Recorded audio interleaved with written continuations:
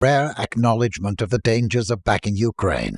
NATO Secretary General Jens Stoltenberg acknowledged a fear of something going horribly wrong and leading to a hot war between the nuclear-armed alliance and Russia. In the Daily Telegraph of London's article, offers the following: "I fear that the war in Ukraine will get out of control and spread into a major war between NATO and Russia," said NATO Secretary General Jens Stoltenberg, responding to a question about his greatest fears for the winter in an interview.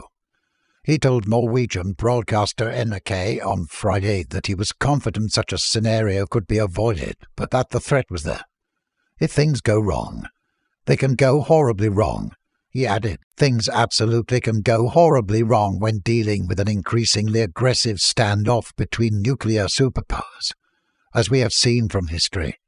The last Cold War saw many nuclear close calls as a result of technical malfunctions and misunderstandings, including an incident during the Cuban Missile Crisis when the only thing that prevented a nuclear-armed Soviet submarine from deploying its weapon on the U.S. military was one officer refusing to go along with two others who were giving the orders to fire." In Pentagon gives Ukraine green light for drone strikes inside Russia. The Times of London reported as follows: "The Pentagon has given a tacit endorsement of Ukraine's long-range attacks on targets inside Russia after President Putin's multiple missile strikes against Kiev's critical infrastructure. Since daily assaults on civilians began in October, the Pentagon has revised its threat assessment of the war in Ukraine. Crucially, this includes new judgments about whether arms shipments to Kiev might lead to a military confrontation between Russia and NATO. This represents a significant development in the 9-month war between Ukraine and Russia, with Washington now likelier to supply Kiev with longer-range weapons." We're in the total Russian victory phase. Russia has been slow to start. The West has never fully comprehended what the special military operation meant. We tried to mirror image our way of fighting war, especially using the 1991 Gulf War as an example. Total war up front. We never understood how the Russians felt about Ukraine. We mocked Putin. We mocked every Russian who spoke about the sense of a Slavic brotherhood, why they wouldn't go in full speed. And we've pumped tens of billions of dollars of military assistance and financial assistance, sustaining a Ukrainian government that should have collapsed sometime late spring, early summer. Russia now it's like a very heavy ship. Trying to get a ship to change its direction is difficult. And yet we've succeeded in getting Russia to change its direction. And I think it's all over except the death, the shouting, the destruction, the screaming, the blood, the tears. But it's going to happen. It's inevitable. Russia made its point clear back in December. And I just invite everybody to reread the draft treaties that Russia put on the table on December 17th, NATO and the United States. These were draft treaties. These weren't suggestions. These weren't haphazard thoughts. This wasn't Lavrov scribbling something down on a napkin at midnight. These were well-coordinated, well-thought-out positions by Russia that said, you have pushed us into a corner, and this is it. This is our final go. You want to avoid a war? Right here. And they told the West, read this, sit down, discuss this. Let's talk this seriously. If you don't, it will be a military technical solution. Now, that's just Russian for war. But again, the Russian war was a SMO, the hands behind the back. We ignored them. Russia's never taken those proposals off the table. Those proposals, I believe, are the end game. This is why I don't believe there's going to be this cold peace. I don't believe there's going to be a Western Ukraine. If Russia allows a Western Ukraine to survive after this, then Russia has lost the war. If Russia allows a cold peace to survive after this, then Russia has lost the war. Russia's victory is the treaty they put on the table in December, a new European security framework that respects Russia's national security interest, respects the fact that Russia has a legitimate interest in what goes on its borders. You know, the difference between today and what happened during the Soviet times in terms of counterinsurgency is called Chechnya. The Russians know how to win counterinsurgency campaign. They have done it. Chechnya is the example. If anybody had looked at Chechnya back in the 1990s, they would have said that it's far worse than anything that exists in Western Ukraine in terms of hatred of Russia, violence, etc. Look at Chechnya today. That is Western Ukraine in the future. Russia is going to destroy the Banderists. Russia is going to crush the Western Ukrainian nationalism. That is the only way Russia gets victory, and the only people to blame are the West. This is not Russia's fault. Russia didn't want this war. Russia was looking for a peace on the 1st of April that would have been very unsatisfactory to Russia, very unsatisfactory, because it would not have resolved any of the issues. That's how much Russia wanted to avoid the war that's getting ready to happen. This is a slow mobilization. Russia is slow to anger, but we talk about the hatred that Western Ukrainians feel towards Russia. I'm not going to say that Russia hates yet, but I keep rereading Rick Atkinson's trilogy about the American Army in World War II, and they talk about how this conscript military of people that really didn't want to fight, they weren't true believers in taking on Nazi Germany and all. These are guys who wanted to stay home, work, live with their families, but they got mobilized. Then they went to North Africa and they got jerked around. A Battle of Kasserine Pass and incompetent leadership. Then they went to Italy and they got blood. By the time they landed in Normandy, this was an army that was ready to kill, wanted to kill, because they recognized that killing Germans was the only way to get home. I think Russia is getting to that point right now. They're tired of this game. They're tired of this, what the West is doing. They're tired of the lies. They're tired of the deceit. And they're getting to the point where they're ready to kill, because that's the only way this gets resolved. And this is a horrible place to be in, because it means just that. People are going to die. The people of Ukraine right now are suffering like they've never suffered before. And that suffering is not going to end. There's not an iron curtain. It's a rusty curtain. It's a corrupted curtain. The Iron Curtain is when everybody is unified. The Iron Curtain is when you have European unity speaking together in a concerted voice. There is no European unity. And whatever they're constructing is collapsing even before they get it up. The foundation is rotten. I mean, you think the French and the Germans, they're starting to wake up that the enemy isn't to the east. The enemy is to the west. It's not the Russians that are destroying their economy. It's the Americans destroying their economy. The Americans are stealing their industries, jacking up prices, destroying everything.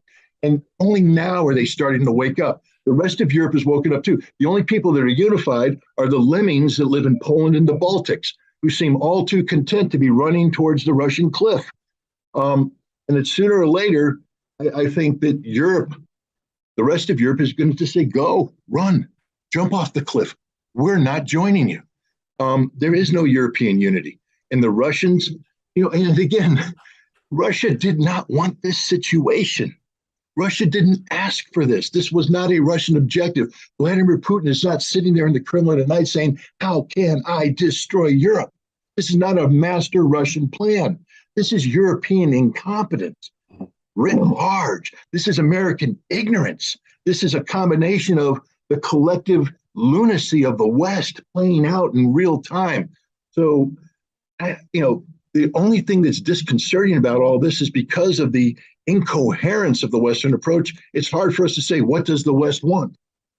That's the one thing. We know what Russia wants. There is no question about Russia wants. They want a new European security framework that protects them from the vagaries of the West.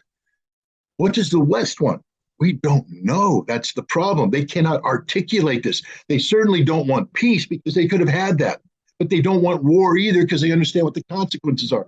So they're bouncing around between, in that middle ground here, sacrificing every Ukrainian possible.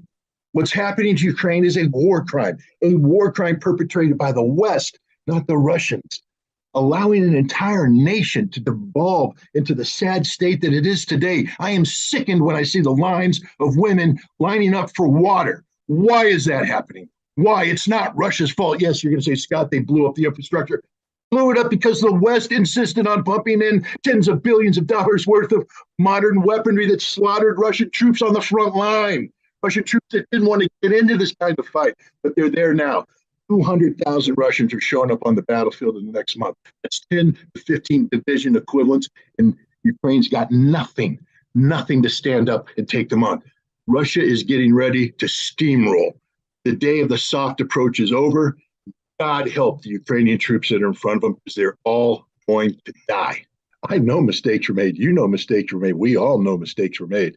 And we also know that the Russian military is continuing to make mistakes. They're not perfect. We need to knock them off the 10-foot tall pedestal and understand that it's not. But the Soviet military wasn't perfect either. They had the debacle of the Winter War. They had the debacle of the 1941 campaign. They had the debacle of the 1942 campaign. They had the debacle of 1943 up until the point they launched this massive counterattack, which in itself was a horribly inept, sloppy approach that achieved victory only at great cost in Russian lives and equipment. And they continued to be sloppy all the way up until the end of the war. Mistakes were made on a daily basis by the Soviets, but they had momentum on their side.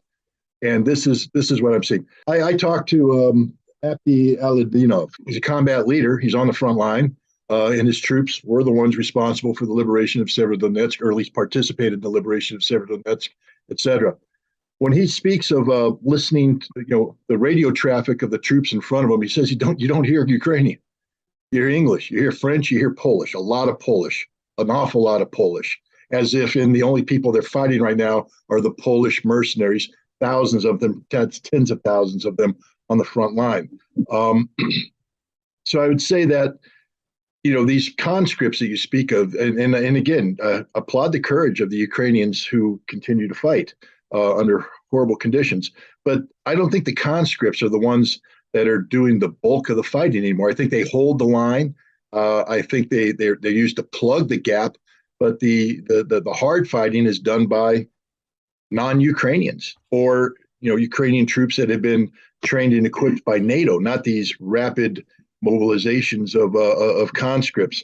The day of the free ride, meaning all that equipment just flows from the border with NATO to the front line in relative free zone. That's over. That's done. So when I look at force strength ratios, I see Ukraine burning. Its burn rate is quite high. Its replenishment rate is quite low, and there's nothing out there that says that's going to change. The Russians, meanwhile, yes, Bakhmut hasn't fallen yet, but what did we expect? Russia went in with insufficient military resources. We know this now. This is why the 200,000 wasn't sufficient. This is why the Ukrainians were able to launch their counteroffensives in Kharkov and in Kherson. And only now are the Russians consolidating these defenses. They brought in 87,000 of the mobilized, and they've used them to plug the gaps. So yes, I would say that there's a relative parity that's been achieved on the battlefield now. And left to its own devices, Russia would grind through a very slow, laborious, bloody victory with the resources it has now. 10 to 15 division equivalents are showing up on the battlefield, and Ukraine's got nothing to replace it, nothing to counter it, nothing. They're getting weaker while the Russians get stronger. I don't know what the Russians have in plan. I don't know what they're going to do with these troops. I don't think they're going to plug the defenses, because that's already been done. I think these troops are going to go on the attack. And I think the attack, you don't have to be too creative. Even a silly Marine like myself can come in and say that once we punch through the Ukrainian defenses, they've got no major reinforcements out there to meet us. And those that they do bring up, we will destroy piecemeal with artillery and air power. Meanwhile, Ukraine, the country, is shutting down. Ask me what the desire of defending Kharkov to the death is on the part of the Ukrainian civilians that are there freezing to death right now. What is their desire to die for the motherland? You don't have to take Kharkov. You just have to surround Kharkov. And well, I thought I had silenced all these phones, but I didn't. But the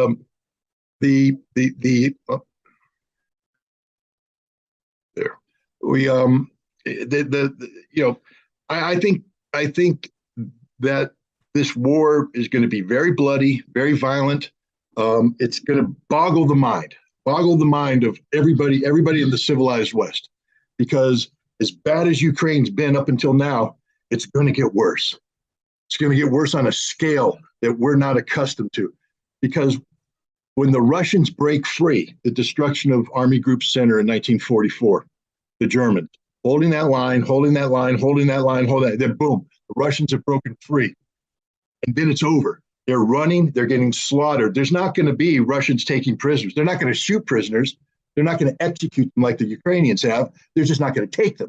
They're just going to roll over them. As you run away, you're going to get machine gunned down. As your vehicles move, they're going to be blown up. The Russians are just going to keep moving, keep the momentum, because this is what they've realized. You can't be nice to the Ukrainians anymore. There is no nice. There is no soft approach. It's the hard approach. It's the destructive approach. And if the Russian generals aren't thinking this, if this isn't in their minds, and they've been to the schools, I know their schools, I've studied their schools, I know their doctrine, I know what they've been taught. If they're not doing this, then what do we got? Then Russia deserves what it gets. It's going to get defeat, because the only way to victory for Russia is to accomplish that new European security framework.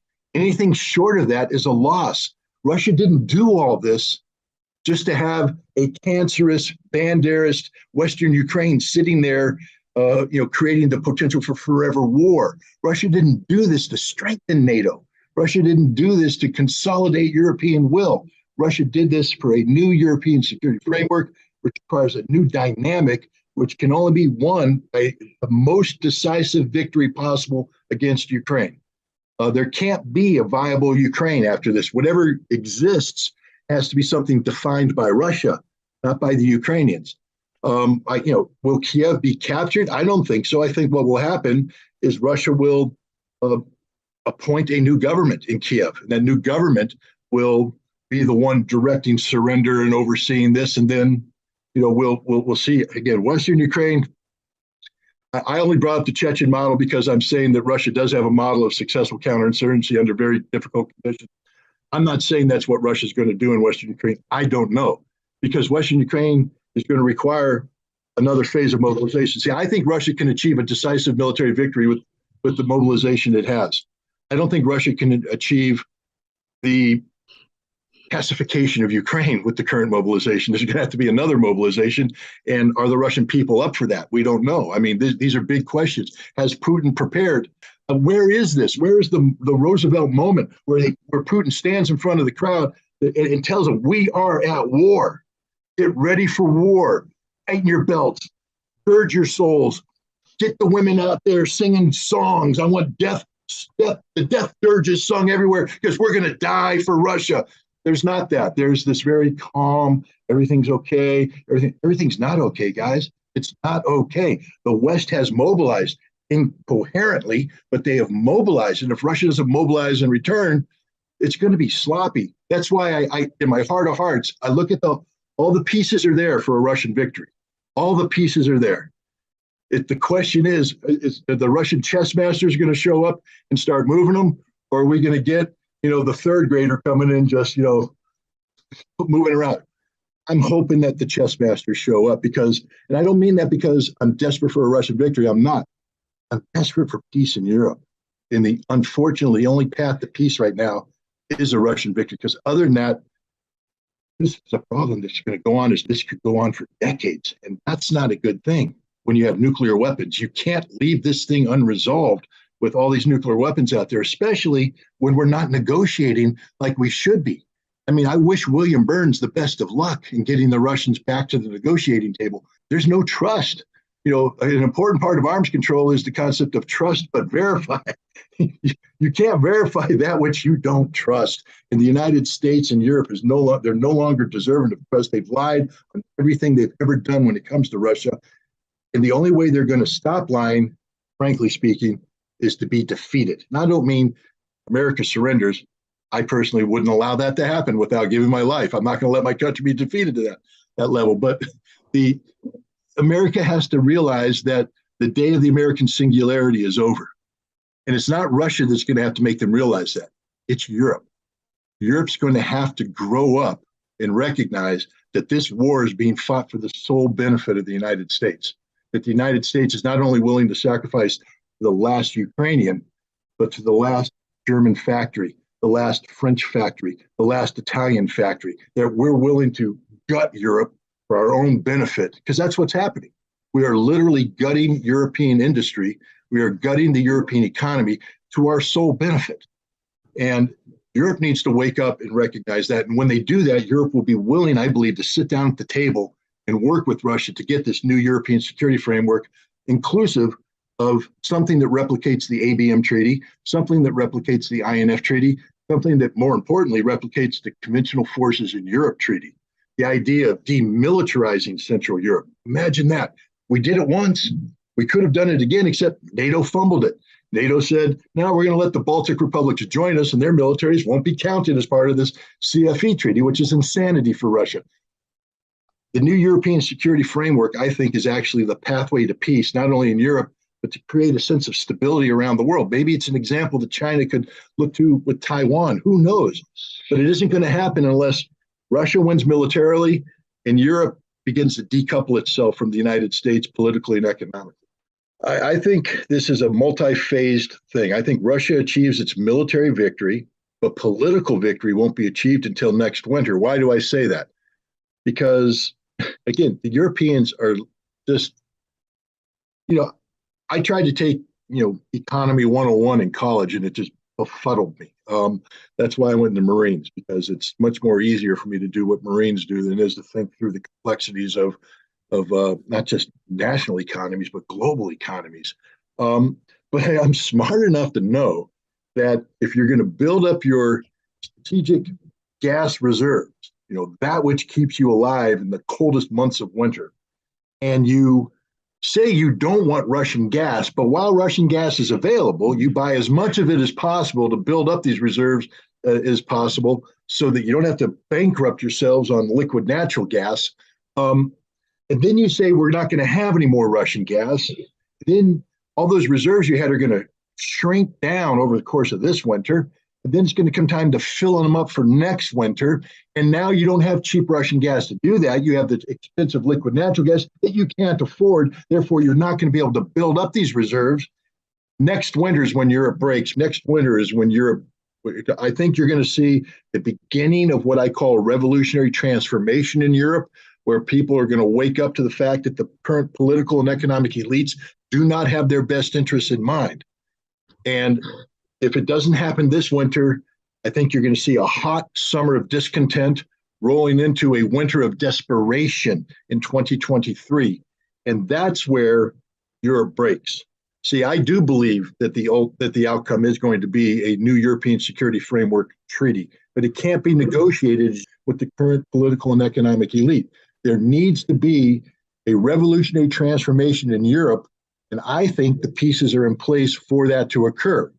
But this is why Russia can't have a half-baked approach towards this conflict. Because if Russia leaves this conflict unresolved, then they create an impetus that gives the political and economic elite in Europe the ability to motivate, intimidate, whatever you want to say, the population into staying the course.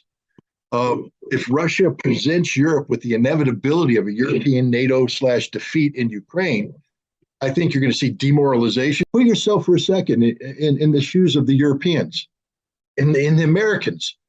We've been told that we're going to send all this money and these resources off to Ukraine to have this wonderful, glorious defense against the evil Russians. And yet we're looking at it and we're losing. We're not winning. And we're looking at the difficulties we have here at home. We're losing faith too. The Europeans are definitely losing faith. The bloodlust isn't there in Europe right now.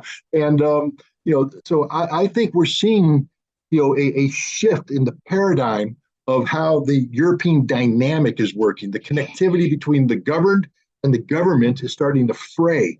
And the key to causing that to totally break is, I believe, through the economy. Again, I'm a Marine, not an economist. So if somebody wanted to jump up that's smarter than me and say, Scott, you're wrong, I'll accept that.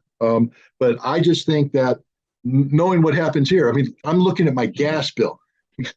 Marine and I are looking at our heating bill, and we're not even using that much heat. It's a mile, and we got it, and literally it's gone up, $80 a month, and it's going higher. Inflation's impacting mortgage rates, everything. We're looking at our paycheck, and we're looking at the bills coming in, and we've seen just in the last several months, our monthly cost of living expenses have gone up over $1,000 a month. That's $12,000 a year, and my income isn't rising. So, and I'm sitting there going, if this is happening to me, it's happening to everybody else too. This is an economic crisis. And believe me, when you're looking at your bills saying, I got these bills, I got limited resources, the last thing you're thinking is, let's send more money to Ukraine. This is why I think the Republican victory in the House is important, not because the Republicans aren't as Russophobic as the Democrats. They are. The Republicans actually understand how you can exploit the discontent of the masses to their own political advantage. And that's what it's all about. It's not about believing in anything and all that. No, it's about political power. But the key to retaining political power is to exploit the discontent of the American people about what's happening right now. And I think that's going to happen in Europe. I'm looking at how America views Russia. And we are influenced heavily by what I call the Putin whisperers. These are the Fiona Hills and the Angela Stentz and all these other people who have written book after book after book about the autocratic nature of the Russian leader. He's a dictator, an evil man. He controls Russia with his maniacal, puppet master thing. And as a result, we don't understand anything about Russia.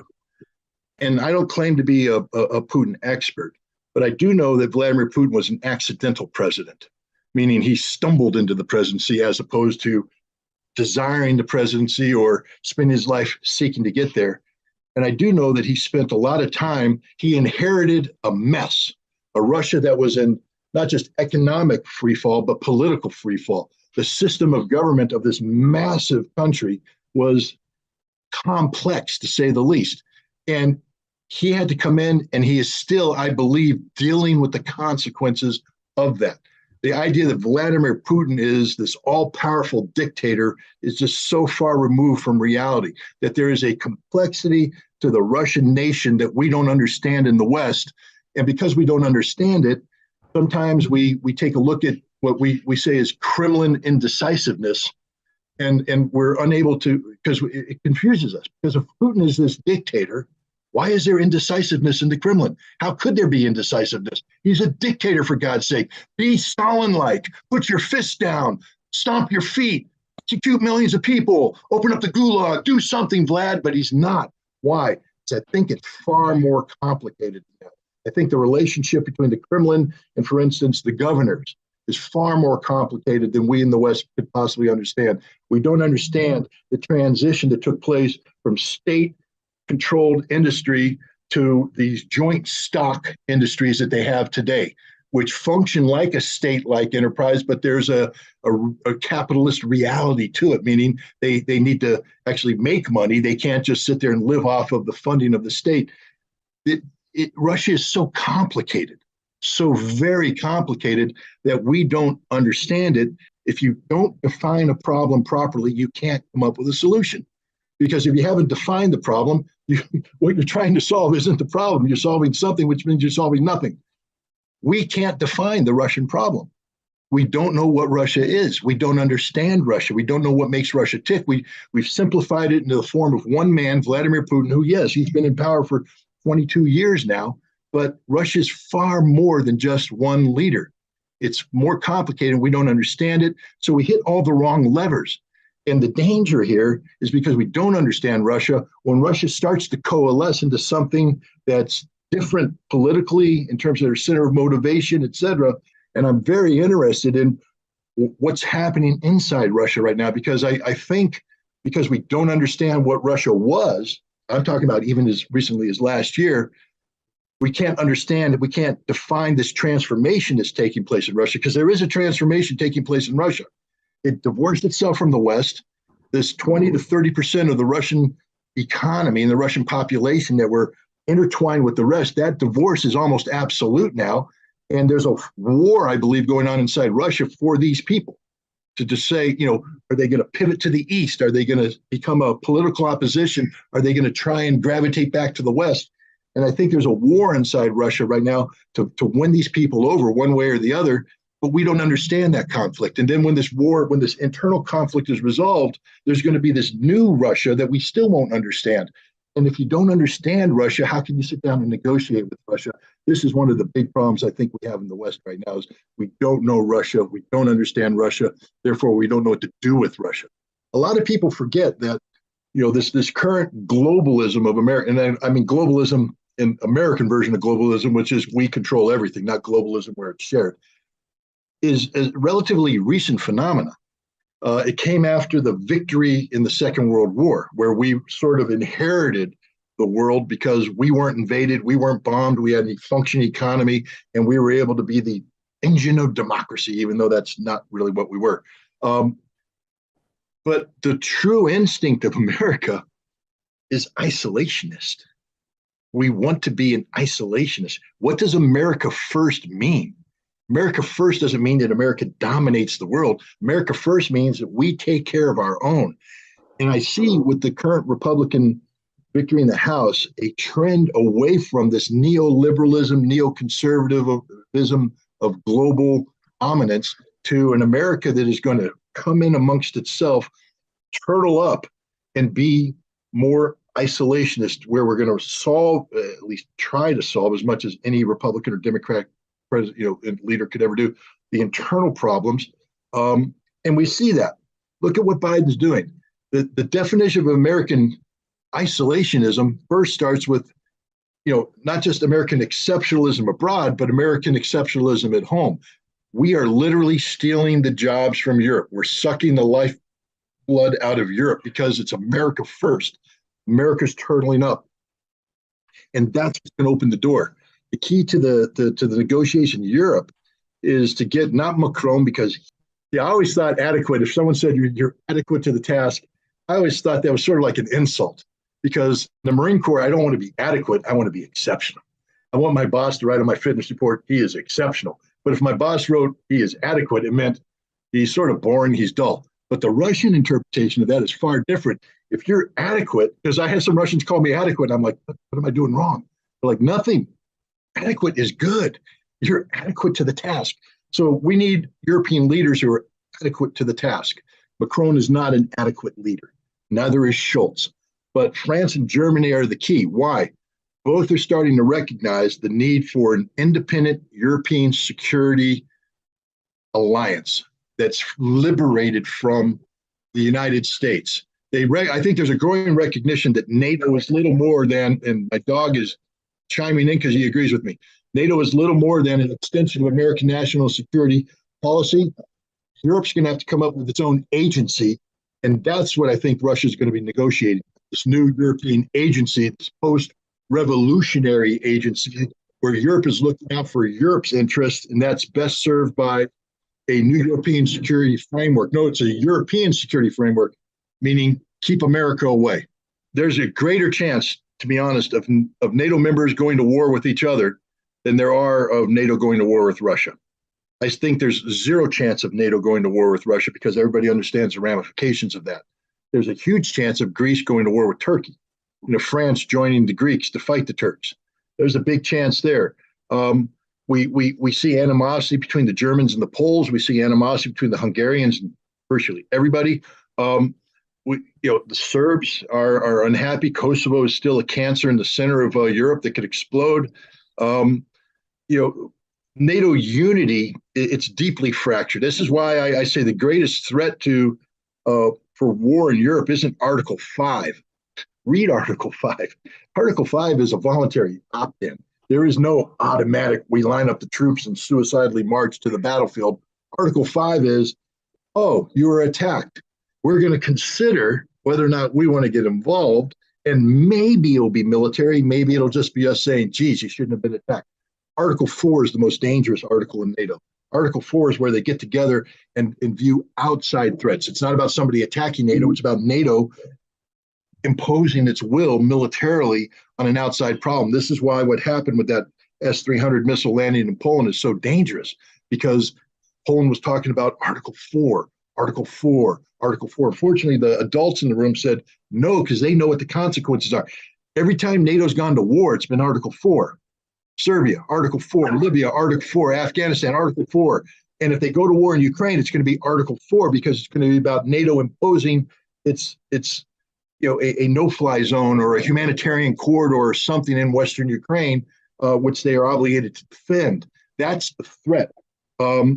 So I don't think NATO survives. First of all, NATO is how can you survive the double defeat of Afghanistan? We're all so focused on Ukraine right now that we forget that just barely a year ago, NATO suffered one of the most embarrassing defeats in its history, Afghanistan. And the defeat didn't come from the Taliban beating NATO.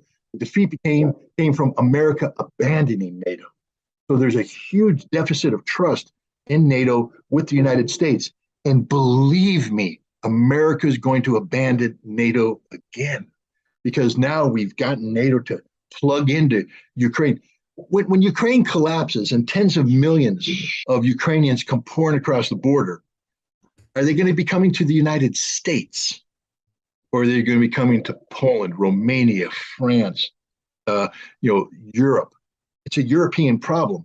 And we're going to sit there and say, that's your problem, Europe. And Europe's going to go, but you caused this. You made this happen. You did NATO expansion. You told us it was all going to be okay. You told us sanctions would work. And Europe's basically looking down and realizing that America is Voldemort writ large. We are Sauron. This isn't the United States. This is Mordor. I mean, you're throwing in all my Lord of the Rings and stuff just to be cool here. But the point is, America's evil, and Europe's recognizing this. I believe Europe is going to wake up to this fact that they're going to be left holding the bag.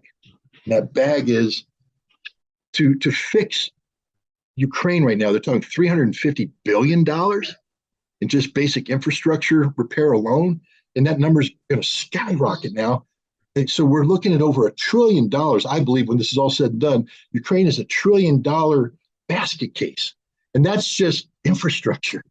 Then we have the political thing. What do you do? Because the nationalism has been injected mainstream into Ukraine right now, at least in terms of the government. And that nationalism linked to Banderist ideology.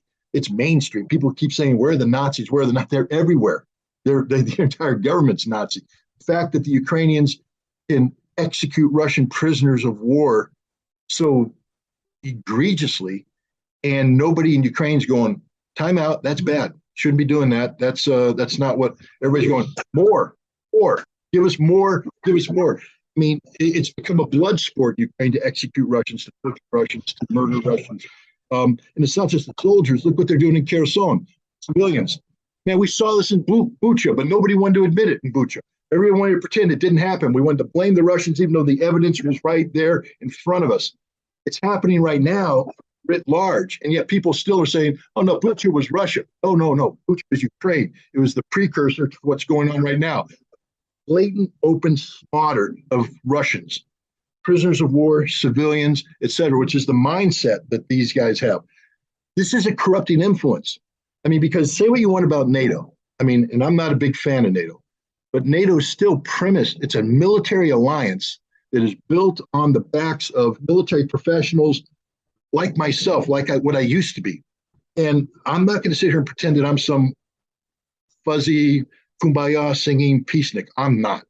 You go to war against somebody that I'm involved in, I'm going to slaughter you. I'm going to kill you. I'm going to eviscerate you. I'm going to win the conflict. But I'm going to try to do it in compliance with the rules of war, the law of war, international humanitarian law.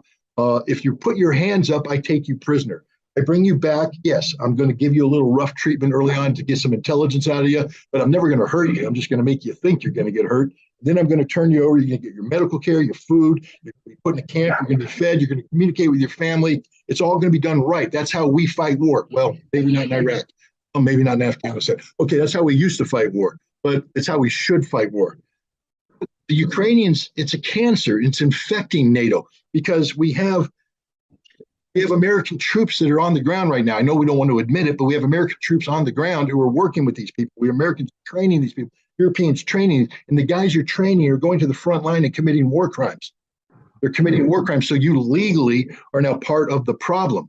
We're providing support that's being used to shell civilian infrastructure in Donetsk unapologetically. The Ukrainians don't even try to deny it anymore. They just keep pounding the rounds downrange. And we in the West are complaining. This is infecting everything. And it's a cancer. And at some point in time, our military is going to say no more. I mean, at some point in time, the either that or we're going to go to the dark side. But I believe actually when a person takes an oath to defend the Constitution of the United States and they're trained on the laws of war, that, look what happened in Iraq and Afghanistan. The United States recognizes now that what we did was wrong. I'm not talking about invading. I'm talking about how we treated prisoners, how we did. There's a consensus that we got off the path, that we were wrong. We lost our moral compass, and we need to bring it back.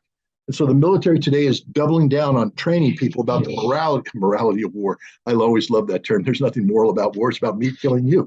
But the morality of war.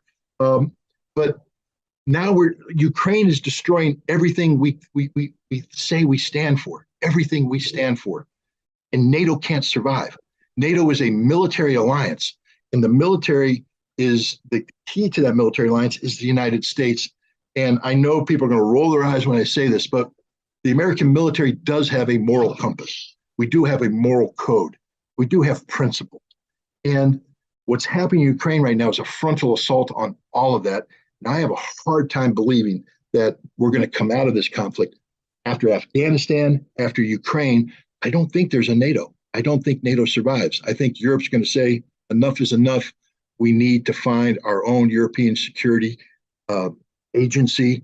And we come back to what I said about Macron. It won't be Macron. Macron's talked about it, but he's inadequate to the task. They're going to need an adequate European leader, which may arise after this revolutionary transformation I believe is going to take place between this winter and next winter.